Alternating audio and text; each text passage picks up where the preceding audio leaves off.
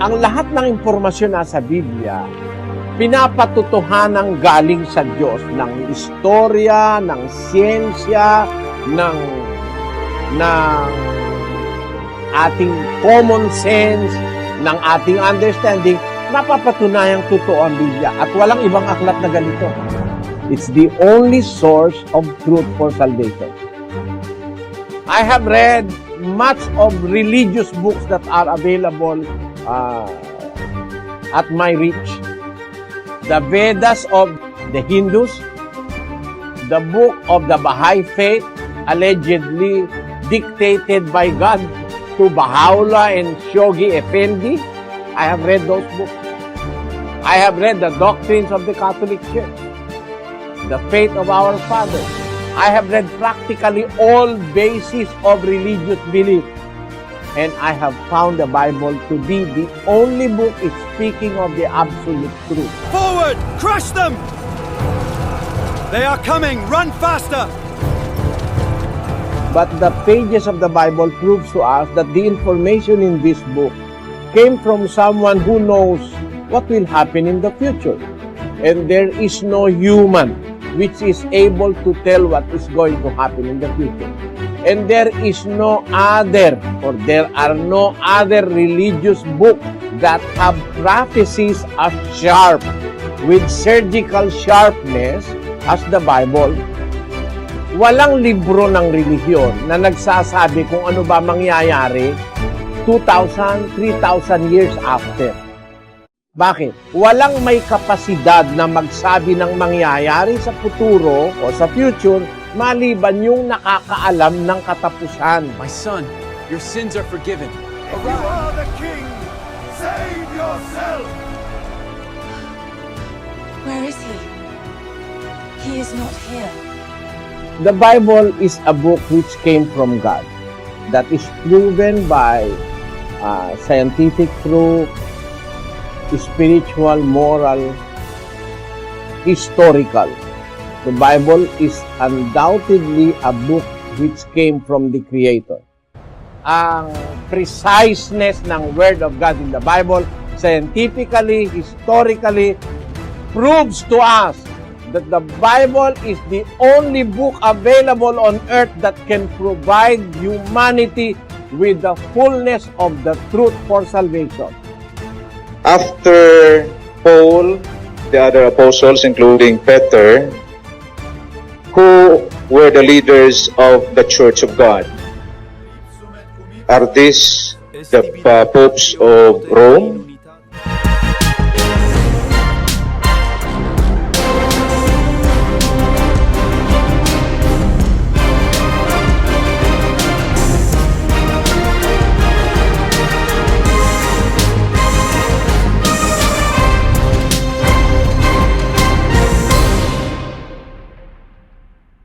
Kasama po natin si kapatid na Eli Soriano. Kapatid na Eli, magandang araw po. Magandang araw po sa lahat ng ating mga bisita, sa mga kapatid na kaantabay sa paggawa. Sumaatin po nawa ang patnubay, ang pangunguna at ang liwanag ng Panginoon sa ating pag-uusapang mga aral ng Ebanghelyo. Hindi po kasi madali na ang kaliwanagan ng Ebanghelyo ay makita ng tao dahil meron pong nagpapadilim ng kaisipan ng tao. Doon sa ikalawang Korinto 4:4, Na binulag ng Diyos ng sanglibutang ito ang mga pag-iisip ng mga hindi nagsisisampalataya upang sa kanila'y huwag sumilang ang kaliwanagan ng Ebanghelyo ng kaluwalhatian ni Kristo na siyang larawan ng Diyos. yung sabi ni ang Apostol Pablo na Diyos ng sanlibutan ito, the God of this age, ang tinutukoy po dyan ay si Satanas. Ang ginagawa ni Satanas, binubulag niya ang pag-iisip ng mga hindi nagsisisampalataya sa Diyos para wag silang maliwanagan sa Ebanghelyo, upang sa kanila'y huwag sumilang ang kaliwanagan ng Ebanghelyo ng kaluwalhatian ni Kristo na siyang larawan ng Diyos. Kaya hindi po madaling bagay na ang aral ng Ebanghelyo ay sumilang sa puso o magliwanag sa puso ng tao kasi meron pong nagpapadilim. At ang kadilimang yan ay halos nasa buong sanlibutan. 62 ng Isayas.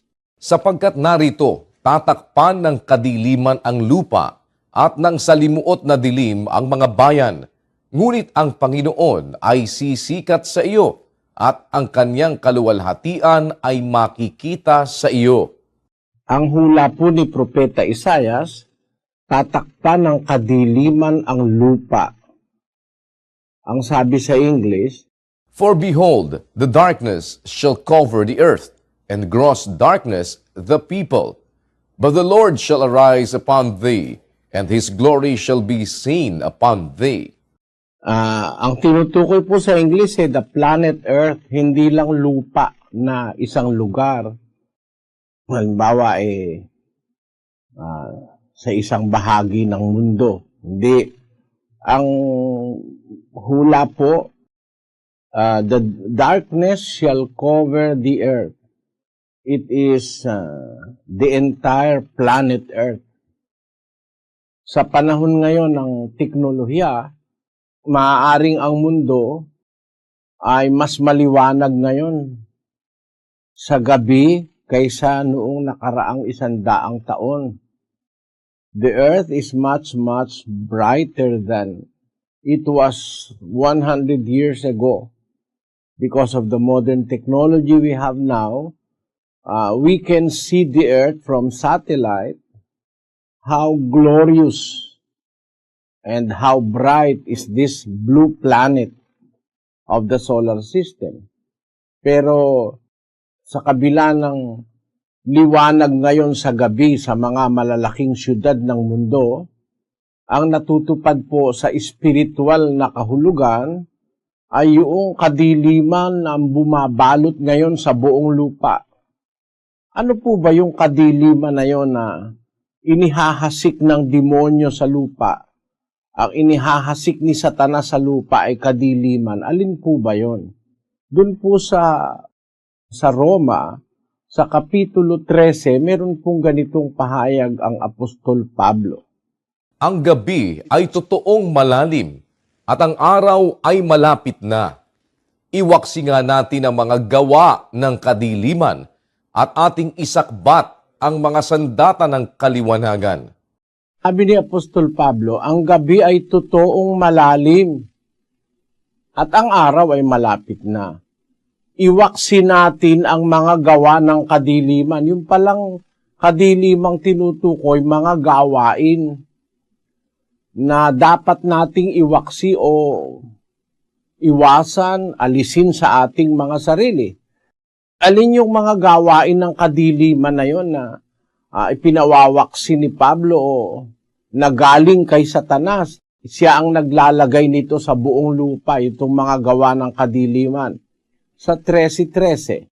Magsilakad tayong mahinhin gaya ng sa araw, huwag sa katakawan at paglalasing, huwag sa kalibugan at sa kahalayan, huwag sa mga pagkakaalit at pagkakainggitan.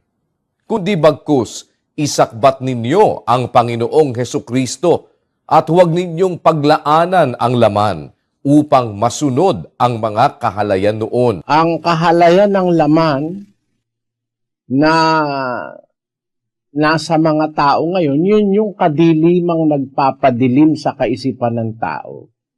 Sabi ng Apostol Pablo, kung ating babasahin po yan, saka natin itutuloy, sabi niya doon, sa 13:12, ang gabi ay totoong malalim, ang araw ay malapit na.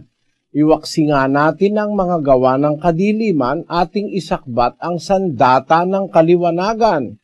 Magsilakad tayong mahinhin gaya ng sa araw. Huwag sa katakawan, sa paglalasing, sa kalibugan, sa kahalayan, huwag sa pagkakaalit at pagkakainggitan, kundi bagkus isakbat ninyong Panginoong Hesukristo, huwag ninyong paglaanan ang laman upang masunod ang mga kahalayan niyaon. Ayun yung mga kahalayan, yung pagnanasa ng laman, sari-saring lust na nasa tao. Paglalasing, katakawan, kalayawan, kahalayan, kalibugan, yan ngayon ang nasa buong mundo. Yung mga kahalayan, makikita mo sa telebisyon, sa mga periodiko, sa mga sari-saring medium ang lumalaganap ngayon, kahalayan. Kaya ngayon, mga bata pa ang tao. Bata pa lang, marunong na ng kahalayan, kalibugan, katakawan, paglalasing. Yan ang kadilimang nakabalot ngayon sa mundo, na siya pong gusto ng Diyos maalis sa ating mga pamumuhay. At ang solusyon sa kadilimang yan, yung liwanag na manggagaling sa Ebanghelyo ni Kristo, na siya pong tema o siyang layunin ng programang Ang Dating Daan, na ang tao po ay mabahaginan ng kaliwanagang nanggagaling sa katotohanan ng Diyos sa Biblia. Binabasa natin yung mga aral ng Diyos sa Biblia para magliwanag ang nadidimlang kaisipan ng mga tao sa mundo. Umpisa na tayo, kapatid na Daniel. Opo, kapatid na Eli, at nakaantabay na po ang Dubai. Nandun si kapatid na Andy Perlada. Dubai, come in please. Opo, kapatid na Daniel, salamat po sa Diyos. Kapatid na Eli, ang magtatanong po rito ay si Ginang Alma Pasamonte, isang Baptist. Maliligtas po ba yung taong, limbawa po, maghihingi po siya ng tawad pag malapit na po siyang mamatay, pero hindi na po siya nabautismuhan? Yun lang po. Alam mo, kapatid, yun pagka malapit ka ng mamatay, saka ka lang hihingi ng tawad sa Diyos, pagsasamantala yun. Pagsasamantala sa kasamaan. Kasi dapat hindi sa pagmamamatay ka sa kakahihingi ng tawad sa Diyos. Habang may panahon pa, tinatawag tayo ng Diyos para maglingkod sa Kanya. Hindi yung pagmamamatay ka na lang. Meron kasi mga tao, alam nila na mayroong Diyos, mayroong totoo, mayroong dapat silang gawin. Hindi nila ginagawa, inuuna nila yung gumawa ng kasalanan, tapos pag mamamatay na, saka sila tatawag sa Diyos. Ang sagot ng Diyos, yung nasa Kawikaan 1:24, kapatid na Daniel. Sapagkat ako'y tumawag at kayo'y tumanggi, aking iniunat ang aking kamay at walang makinig, kundi inyong iniuwi sa wala ang buo kong payo at hindi ninyo inibig ang aking saway. Ako naman ay tatawa sa kaarawan ng inyong kasakunaan. Ako'y manunuya pagka ang inyong takot ay dumarating. Pagka ang iyong takot ay dumarating na parang bagyo, at ang inyong kasakunaan ay dumarating na parang ipo-ipo, pagka ang hirap at hapis ay dumating sa inyo. Kung magkagayoy, tatawag sila sa akin, ngunit hindi ako sasagot. Hahanapin nila akong masikap, ngunit hindi nila ako masusumpungan. Sapagkat kanilang ipinagtanim ang kaalaman at hindi pinili ang takot sa Panginoon. Ngayon, pagka hindi ka natatakot sa Diyos, nagsamantala kang gumawa ng masama, tinatawag ka ng Diyos, meron siyang aral na dapat mong sundin, ayaw kang sumunod. Sabi ng Diyos, tatawag sila sa akin, di na ako sasagot. Kasi nung tumatawag ang Diyos sa'yo, ayaw ka namang sumagot. Tumawag ako, kayo'y tumanggi. Inyunat ko ang aking kamay, walang makinig. Iniuwi niyo sa wala ang buo kong payo, at hindi ninyo inibig ang aking saway. Ako naman ay tatawa sa kaarawan ng inyong kasakunaan. Ako'y manunuya pag ang inyong takot ay dumarating. Pagka ang inyong takot ay dumarating na parang bagyo, at ang inyong kasakunaan ay dumarating na parang ipo-ipo. Pagka ang hirap at ang hapis ay dumating sa inyo, kung magkagay tatawag sila sa akin, hindi na ako sasagot. Kaya pagka sinasamantala mo lang yung masama, tapos kung kailan ka mamamatay sa kakahingi ng tawad sa Diyos, wala kang pag-asa nun, kapatid. Pero Kung halimbawa, hindi mo nalaman yung aral at wala kang alam hanggang dumating yung malapit ka ng mamatay, hindi mo alam yung aral, bahala na ang Diyos humatol sa'yo. Pero nalaman mo yung aral, nalaman mo yung tawag ng Diyos, ayaw mo sundin, wala kang pag-asa nun. Yun ang sagot sa tanong mo, kapatid. Salamat po.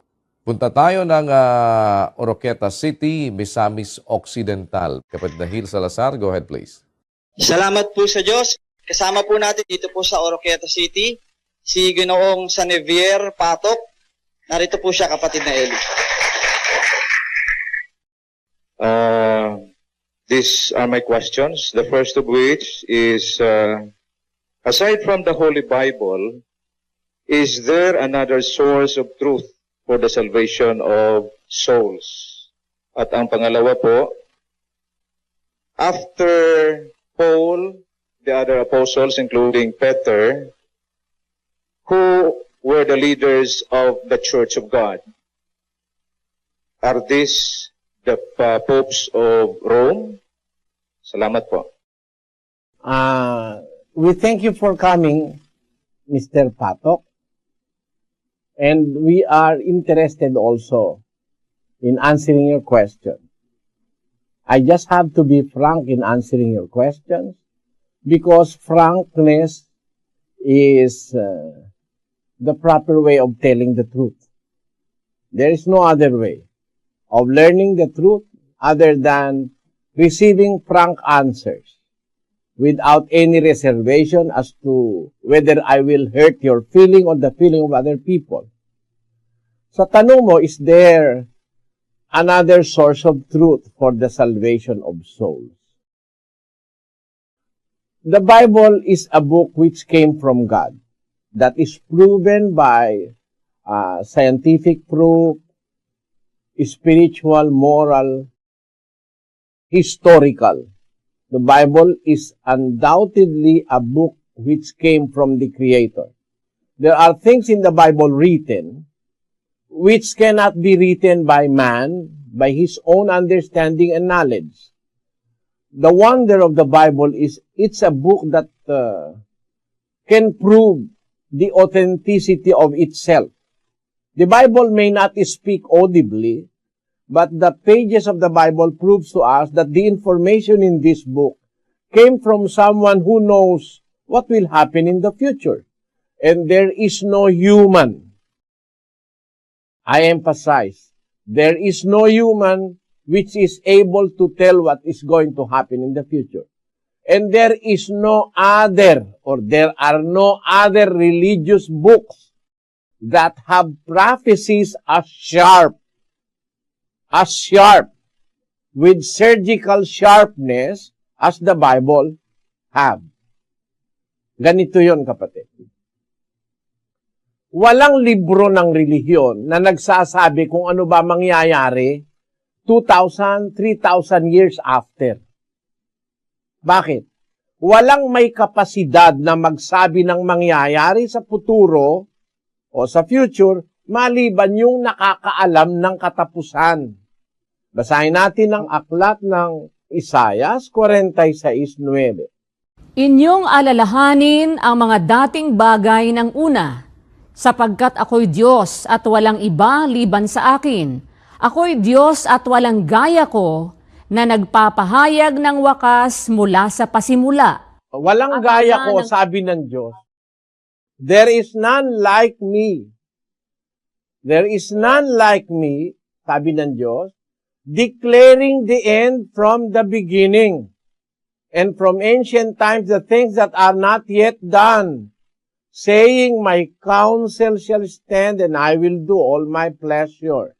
It is a very challenging declaration of the Lord God of the Bible. He said, there is none like me. That is a guarantee, and that is also a challenge.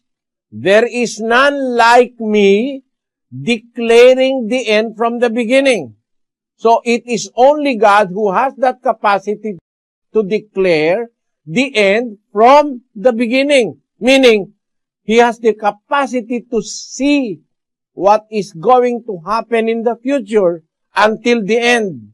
He knows the end. He knows what will happen in the end, and there is none like Him. It's such a guarantee, and it is also a challenge to those who will refute the authenticity of God's Word in the Bible. He said, there is none like me that can declare the future or declare the end from the beginning. And there is no other book on earth that declares what is going to happen 1,000, 2,000, 3,000 years before it happened. Let me prove that. In the book of Daniel, chapter 12, verse 4, the Lord God of the Bible said, But thou, O Daniel, shut up the words and seal the book, even to the time of the end. Many shall run to and fro, and knowledge shall be increased. You see, you cannot imagine what is the meaning of this verse just 200 years ago or 300 years ago. You cannot, in your mind, perceive what the verse means 300 years ago. But this was written by Daniel about 500 years before the birth of Christ, meaning that this verse of the Bible was written 2,700 years before our time. Because the book of Daniel was written in 536 BC, meaning 536 plus 2,000, it's more or less 2,600 years ago when this prophecy of Daniel was written by the inspiration of God's Spirit. And what does the prophecy say? Thou, O Daniel, shut up the words and seal the book, even to the time of the end. There is what the Bible calls time of the end. What is that particular time in history? It says, many shall run to and fro, and knowledge shall be increased. There is no other time in the history of humanity like our time, where many are running to and fro physically. Physically, there are land vehicles in the seas, in our oceans. Many are running to and fro. Sea crafts, and even under the sea, there are submarines running to and fro. A nation is spying the boundaries of other nations. And in the air, many are flying to and fro, from airport to airport. So this prophecy of Daniel is very much apparent in our time. Many shall run to and fro, and knowledge shall be increased. There is no other book saying what will happen precisely in the future other than the Bible, because it is the book that was caused by God to be written through His holy prophets and apostles, and God guarantees one thing in the Bible that no other book can claim. The Bible tells us, I am the Lord, and there is none like me that can declare the end from the beginning. From ancient times, the things that are not yet done. You see, it's only the Bible that contains prophecy of future events. Very precisely, they are now being revealed in our times. The preciseness of all the prophecies of the Bible is something nobody can refute. For example, in the year about 30 or 34 AD, the Lord Jesus Christ speaks of a war. And He said that there will be war in Jerusalem, wherein the temple will be destroyed. There is no stone on top of another stone that will remain. Every stone will be turned, and that is the destruction of the temple in Jerusalem. The Lord Jesus Christ said that about the year 30 or 34 AD. It happened very precisely after the assumption of the Lord Jesus Christ in the year 70 AD. In the year 70 AD, the Roman army ransacked the city of Jerusalem, destroying even the temple, which is regarded by the Jews as the most sacred place of their worship. Nagkaroon ng digma sa Jerusalem anyo 70. Ito ay sinabi ng Kristo na tupad sa tamang panahon. At bago pa si Kristo, hinulaan na yan ng mga propeta na magkakaroon ng destruction sa Jerusalem. Basahin natin ang Daniel 9:2. Nang unang taon ng kanyang paghahari, akong si Daniel ay nakaunawa sa pamamagitan ng mga aklat ng bilang ng mga taon na sinalita ng Panginoon kay Jeremias na propeta dahil sa pagkaganap ng pagkasira ng Jerusalem, 70 taon. Exactly. Ang pagkasira ng Jerusalem, 70 taon. Nasira ba ang Jerusalem? Itong hula ni Propeta Daniel na ito, ay inulit ito ni Kristo na magkakaroon ng pagkasira sa Jerusalem na sinasabi si Propeta Jeremias, sabi ni Propeta Daniel, naunawa ko, merong mangyayaring pagkasira sa Jerusalem, 70 taon ang ganap, masisira ang Jerusalem. At naganap nga ito. Sinira ng Roman army ang templo sa Jerusalem dahil nagkaroon ng gera. Yun ang sinasabi ni Kristo, makakarinig kayo ng digmaan, sabi niya sa mga alagad. Narinig ng mga alagad yon, digmaan na yon, kasi buhay pa ang mga apostol noong anyo 70. Eksakto nangyari. Wala namang ibang aklat sa mundo, kapatid, na nakakapagsalita ng what will happen in the future. At hindi lang mga hula, pati mga informasyon sa Biblia, napakatama, precisely tamang-tama. Halimbawa, nung sabihin ng Diyos kay Abraham, ang lahi mo dapat tutuliin ng lalaki. Sa 8 araw, lahat ng lalaki sa inyo tutuliin. Kaya nga si Kristo, nung ipanganak tinuli siya nung 8 araw Ang makakapagtaka, bakit ang sabi ng Diyos kay Abraham, tutuliin sa 8 araw, pagkapanganak sa 8 araw, tutuliin. Nung una, hindi naiintindihan ng mga doktor ito Pero nitong nakaraang ilang taon, nakita ng mga doktor, tamang-tama yung salita sa Biblia Gusto kong ipabasa ito, kapatid na Luz, sa iyo, yung finding tungkol sa vitamin K. Opo, ito po yan. In 1935, Professor H. Dam proposed the name vitamin K for the factor in foods that help prevent hemorrhaging in baby chicks. We now know vitamin K is responsible for the production by the liver of the element known as prothrombin. If vitamin K is deficient, there will be a prothrombin deficiency and hemorrhaging may occur. Oddly, it is only on the 5th through the 7th days of the newborn male's life that vitamin K produced by bacteria in the intestinal tract is present in adequate quantities. Vitamin K, coupled with prothrombin, causes blood coagulation, which is important in any surgical procedure. Holt and McIntosh, in their classic work, Holt Pediatrics, observed that a newborn infant has peculiar susceptibility to bleeding between the 2nd and 5th days of life. Hemorrhages at this time, though often inconsequential, are sometimes extensive. They may produce serious damage to internal organs, especially to the brain, and cause death from shock and exsanguination. Alam mo itong eksaktong ito na impormasyon sa Biblia, no? Bakit ang utos ng Diyos kay Abraham ay tutuliin ang kanyang mga anak na lalaki sa 8 araw?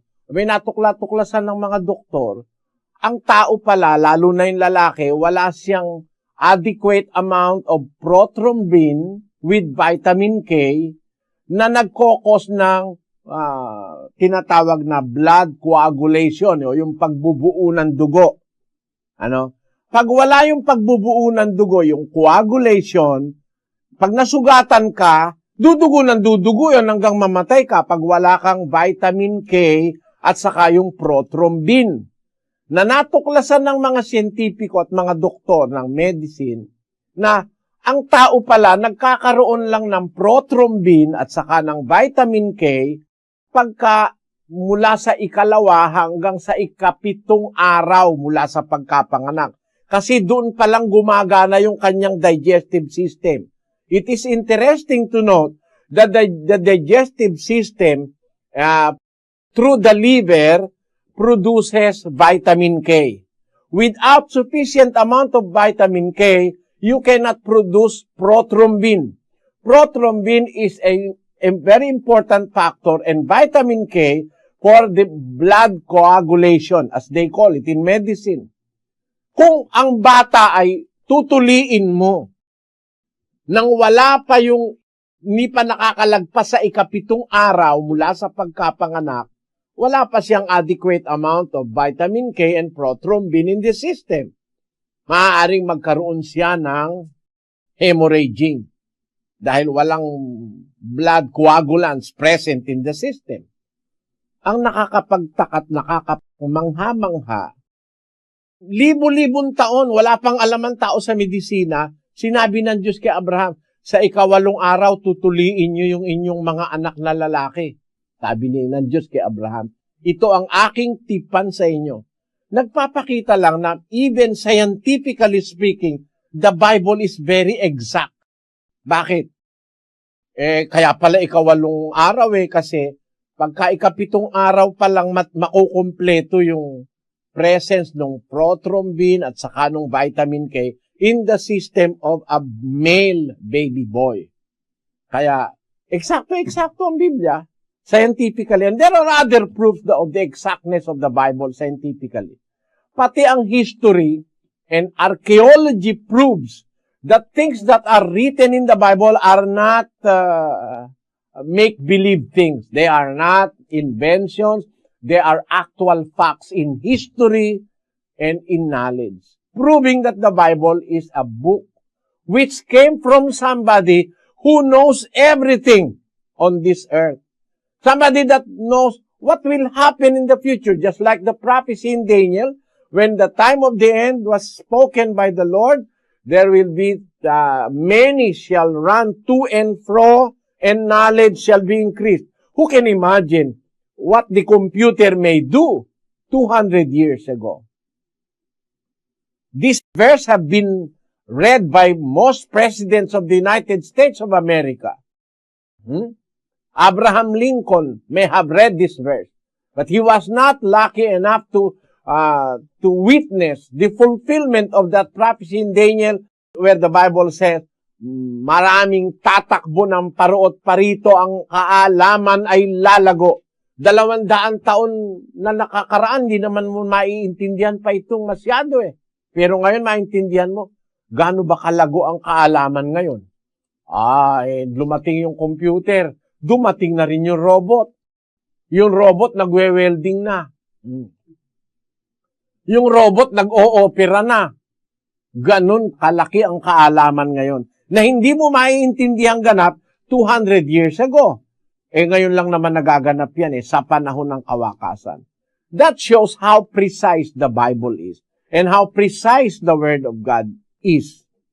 Kaya, ang lahat ng impormasyon na sa Biblia, pinapatutuhanang galing sa Diyos ng istorya, ng siyensya, ng ating common sense, ng ating understanding, napapatunayang totoo ang Biblia at walang ibang aklat na ganito. Kaya to your question, is the Bible the only source of truth for the salvation of souls? My answer is very, very big yes. It's the only source of truth for salvation. I have read much of religious books that are available at my reach. The Vedas of the Hindus, the book of the Baha'i faith, allegedly dictated by God to Baha'u'llah and Shoghi Effendi. I have read those books. I have read the doctrines of the Catholic Church, the faith of our fathers. I have read practically all bases of religious belief. And I have found the Bible to be the only book speaking of the absolute truth. Mahirap lang sabihin sa'yo lahat-lahat, kapatid. Bawa, nabasa ko yung sinulat ni Shoghi Effendi, yung relihiyong galing sa Iran. Bagay, yung Iran, malapit sa pinanggalingan ng Kristyanismo yun. Yung Baha'i Faith, sabi, lahat ika ng nilikha ng Diyos, dalawa-dalawa. Meron ika laging katumbas. Parang ibon, merong pakpak na kaliwa, may pakpak na kanan. yun ang sabi raw. Galing daw sa Diyos yun. Sabi ko, mali. Bakit? Hindi totoo na lahat ng nilikha ng Diyos, dalawa-dalawa. May babae raw, may lalaki. Bakit? Merong mga nilikha ng Diyos, walang lalaki, walang babae. Those creatures that produce through asexual reproduction. Wala namang babae at lalaki pagka kailangan sa asexual reproduction. Meron kasing mga creatures na walang lalaki, walang babae. Dito pa lang mali na si Baha'u'llah, yung Baha'i Faith. Doon pa lang, very simple, a little knowledge of science will disprove the faith of the Baha'i Faith. Let us read the Baha'i Faith. Sister Luz. The world of humanity has two wings. One is woman and the other man. Not until both wings are equally developed can the bird fly. Should one wing remain weak, flight is impossible. Not until the world of woman becomes equal to the world of man in the acquisition of virtues and perfections can success and prosperity be attained as they ought to be. By Abdul Baha.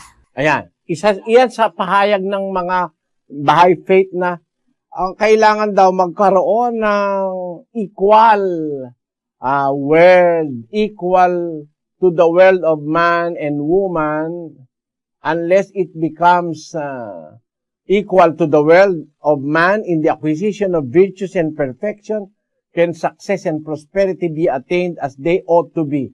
Hindi raw ma-attain ang prosperity and perfection kung hindi magkakapantay-pantay ang lalaki at babae. Kahit saan mo daanin, kahit sa siyensya, hindi naman pantay ang lalaki at babae. The woman is a weaker vessel, according to the Bible. Let us read in the book of 1 Peter chapter 3, verse 7. Likewise, ye husbands, dwell with them according to knowledge, giving honor unto the wife, as unto the weaker vessel, and as being heirs together of the grace of life, that your prayers be not hindered. The Bible tells us that the woman is a weaker vessel. Put it spiritually, it is right. Put it scientifically, it is right. The woman is a weaker vessel.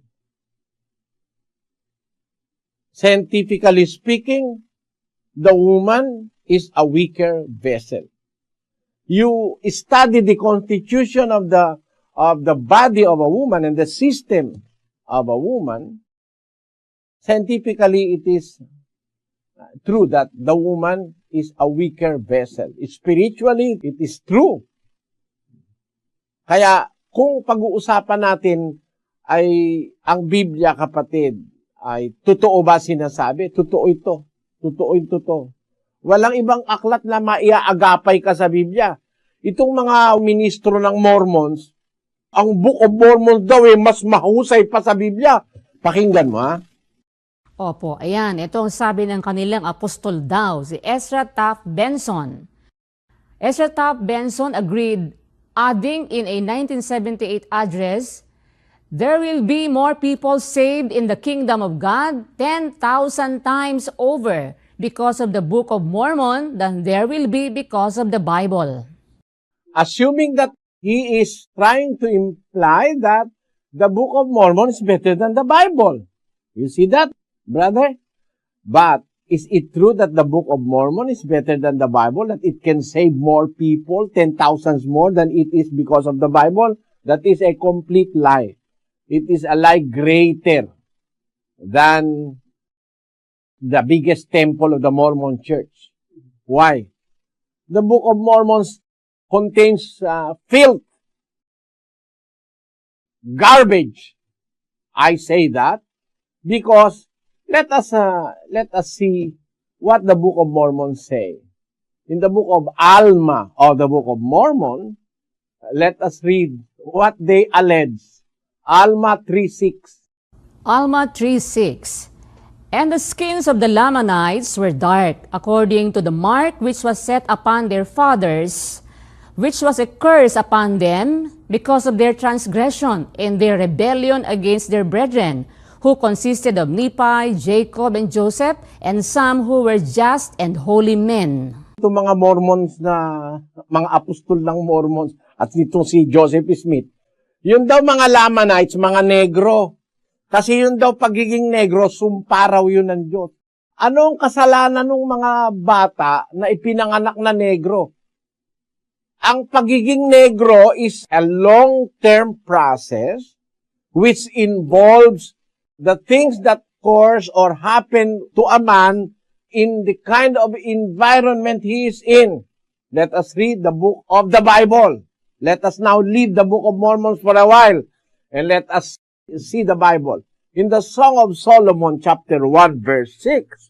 Look not upon me, because I am black, because the sun hath looked upon me. I am black because the sun hath looked upon me. In other translation, because I am darkened by the sun. Tingnan mo ito scientifically, totoo ito eh. The sun can darken the skin of a person. Why?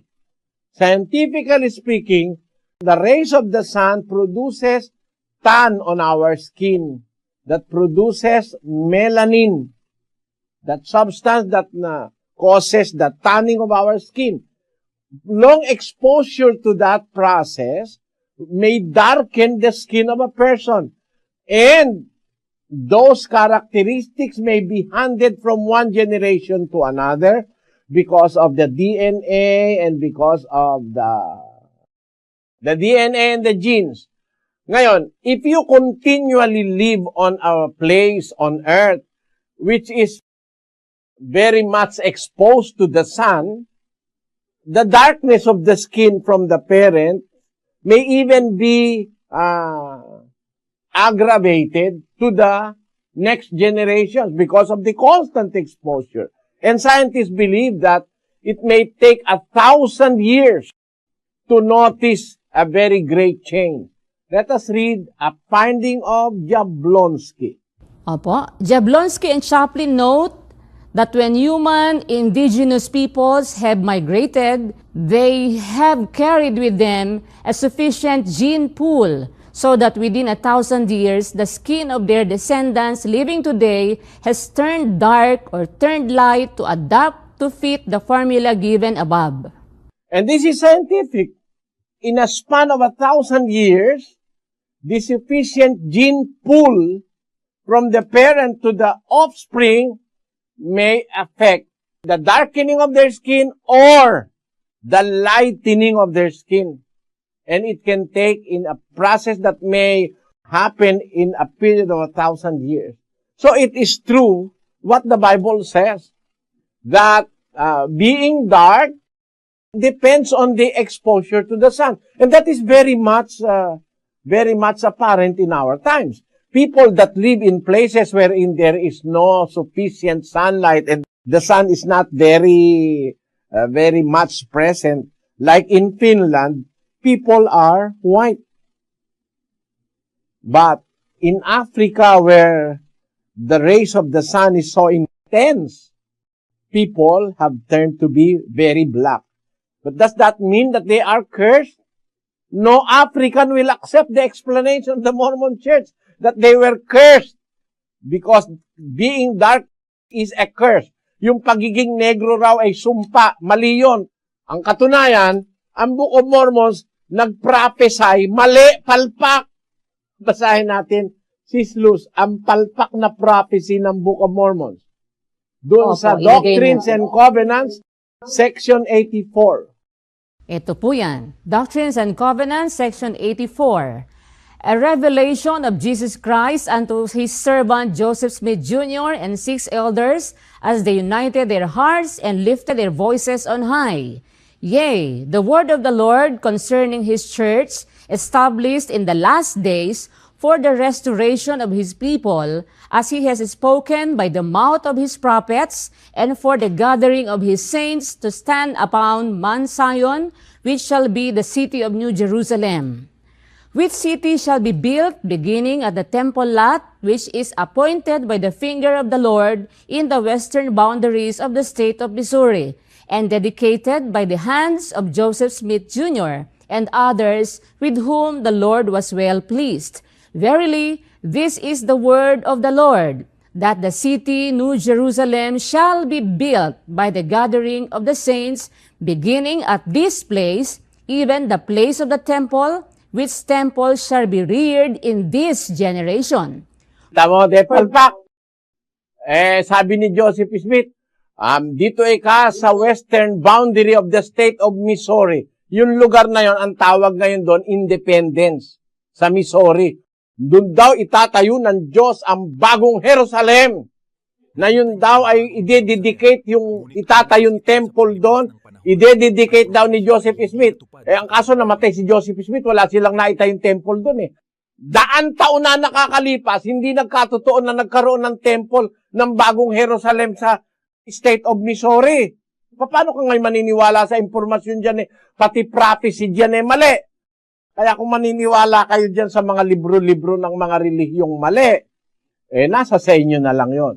Pero ako naninindigan, kahit kanino patutunayan ko, ang exactness, ang preciseness ng Word of God in the Bible, scientifically, historically, proves to us that the Bible is the only book available on earth that can provide humanity with the fullness of the truth for salvation.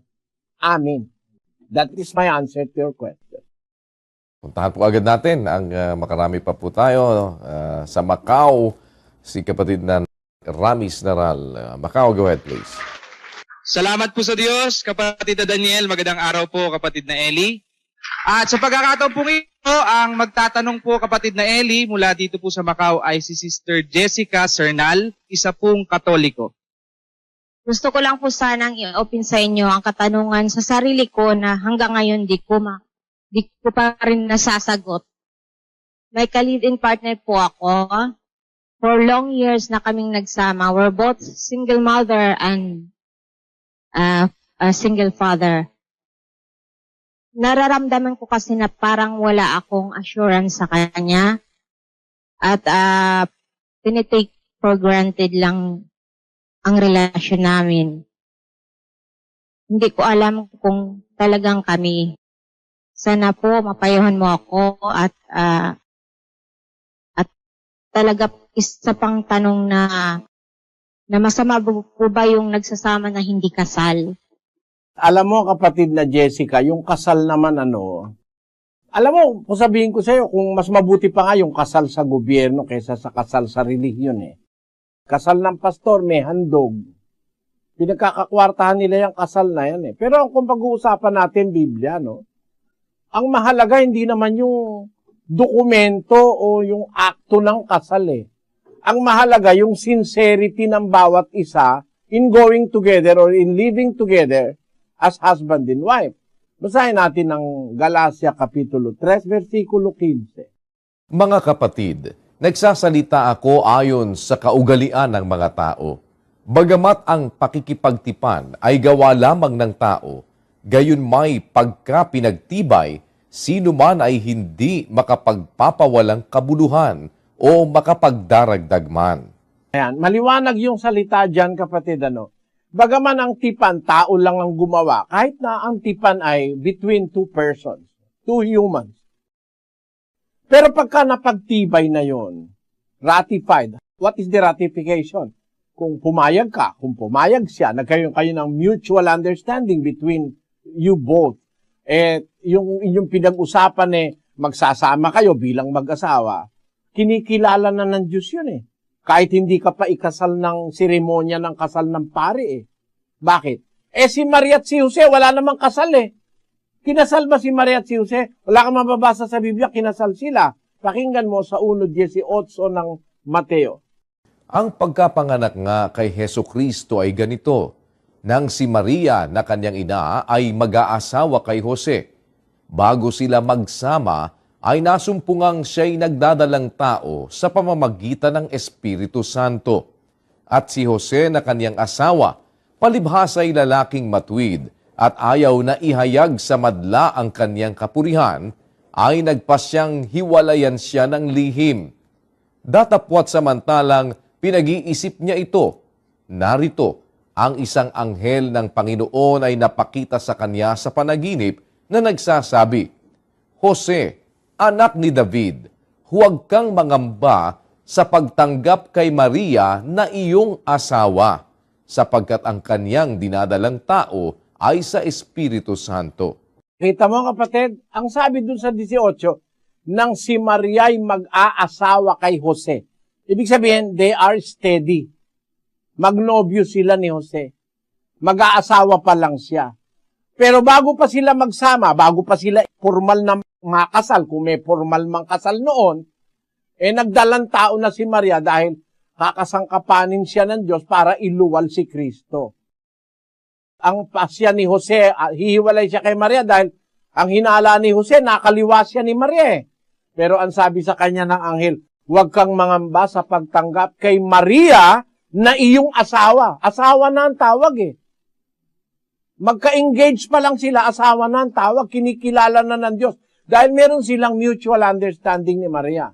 Huwag kang mangamba sa pagtanggap kay Maria na iyong asawa sapagkat ang kanyang dinadalang tao ay sa Espiritu Santo. Ibig sabihin, kapatid? Without the formal marriage ceremony, Joseph and Mary is acknowledged by God as a couple. Asawa na ni Jose si Maria. Kaya nga sabi niya, huwag mong iiwan yan. Ang kanyang dinadalang tao, hindi gawa ng kahit sino yan. Yan ay lalang ng Espiritu Santo.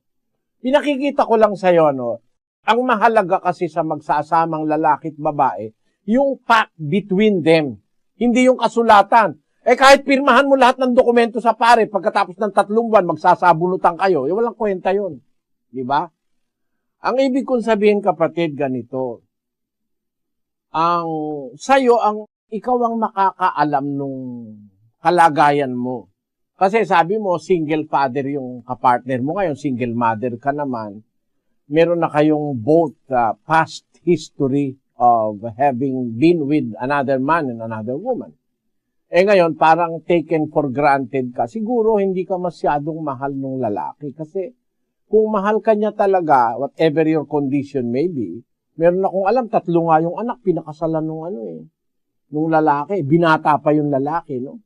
Sa yung case, siya rin, meron na ring past, dapat maging siya, concerned, at saka maging caring siya.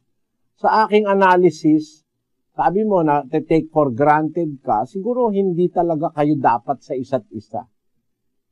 Kung halimbawa, ikaw ay mag-aasawa, siguro mas maganda kung mag-aasawa ka, kapatid, humanap ka na nung talagang mahal ka. Sabi nga nung lola ko mag-asawa ka kung mag-aasawa ka, yung mahal ka. Hindi mahalaga yung mahal mo, sabi niya. Doon mali ang lola ko. Pero, ang sabi niya, hindi mahalaga kung mahal mo, kailangan mahalaga, mahal ka. Kasi, pag ka mahal ka, talagang maganda yon. Pero pag mahal mo lang, hindi ka naman mahal, pangit yun. Kaya ibig kong sabihin doon, kapatid, yung compatibility, madidetermine mo yon if the man you are with ay merong care, merong pangangalaga sa inyo, merong kiber. Kasi sa Biblia, ganito sa 5:8 ng unang Timoteo, ganito nakasulat. Datapwat kung ang sino man ay hindi nagkakandili sa mga sariling kanya, lalong-lalo na sa kanyang sariling sangbahayan, ay tumanggi siya sa pananampalataya at lalong masama kaysa hindi sumasampalataya. Ang analysis ng Diyos, ang isang tao na hindi niya kinakandili yung kanyang sarili, lalo na yung pamilya niya, masamang tao yun. Kaya yung mga irresponsabling ama, irresponsabling ina, considered ng Biblia yun masamang tao. Pag hindi nagpapahalaga at nagkakandili sa kanyang sariling sambahayan. Kung wala kang makitang sa asawa mo ngayon o sa kasama mo ngayon na feeling of belonging o feeling of caring para sa sambahayan, delikado ka. You might as well spend the rest of your life in agony. Kaya, yung marrying, if you are marrying someone, you have to consider also the rings that goes with it. Sabi nung nabasa kong isang katatawanan. Yung pag-aasawa na maraming rings. Engagement ring, tapos wedding ring. Kasunod na nun, suffering. Kasunod pa nun, enduring. At marami pang mga ring. Sana mag-ingat ka before making your final decision as to the person you are planning to live your life until death. Yun ang aking masasabi sa iyo, kapatid. Salamat po, Brother Eli. Sa Ho Chi Minh naman po tayo sa Vietnam, kapatid na Lito Bahe. Go ahead, Ho Chi Minh. Salamat po sa Diyos, kapatid na Daniel, sa ganito pong pagkakataon.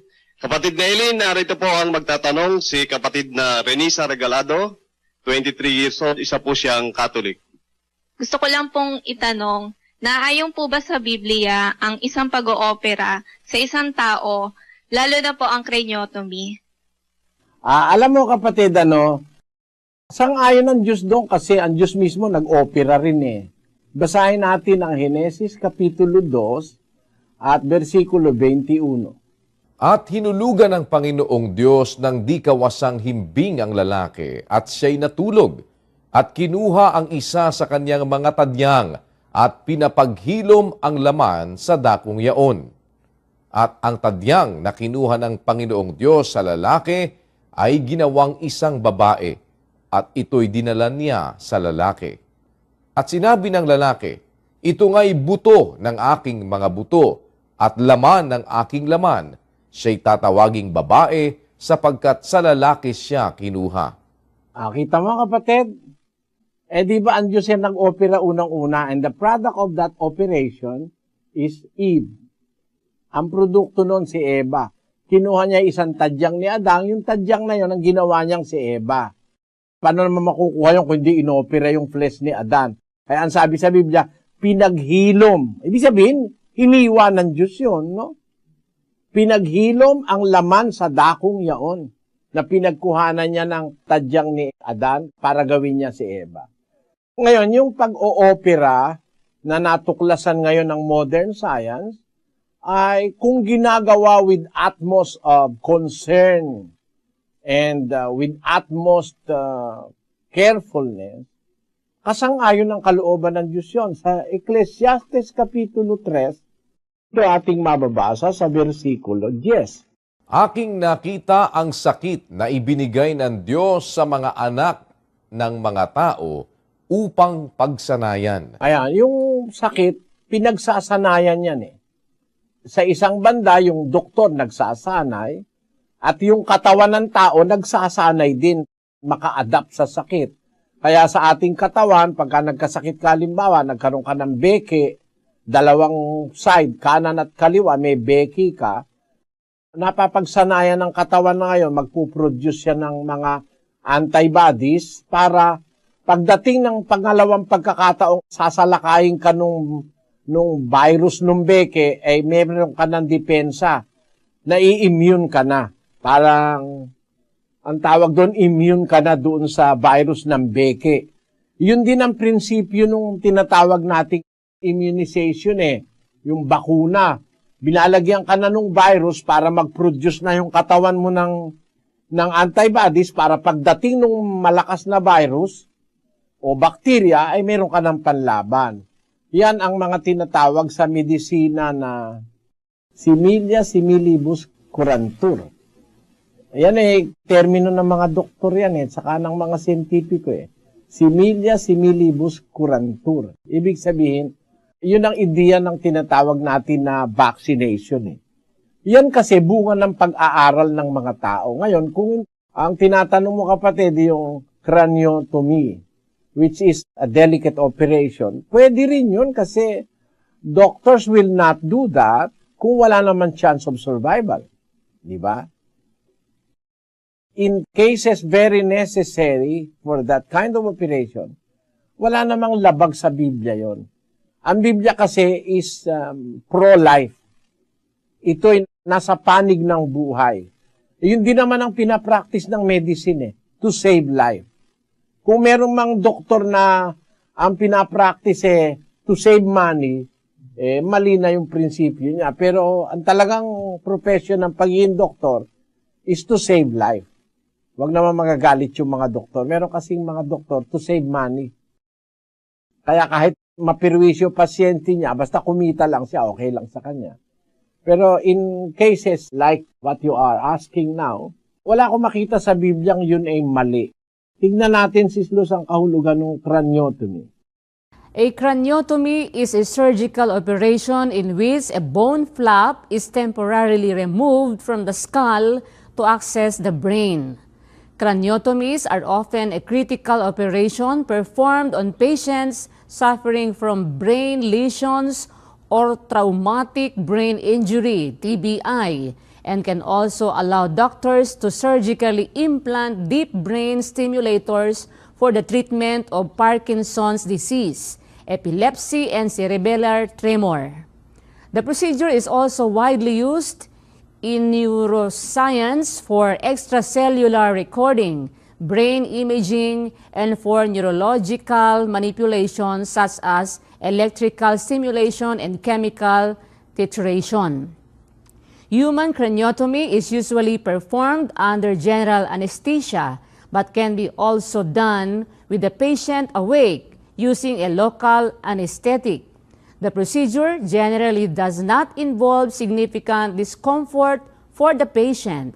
In general, a craniotomy will be preceded by an MRI scan which provides a picture of the brain that the surgeon uses to plan the precise location for bone removal and the appropriate angle of access to the relevant brain areas.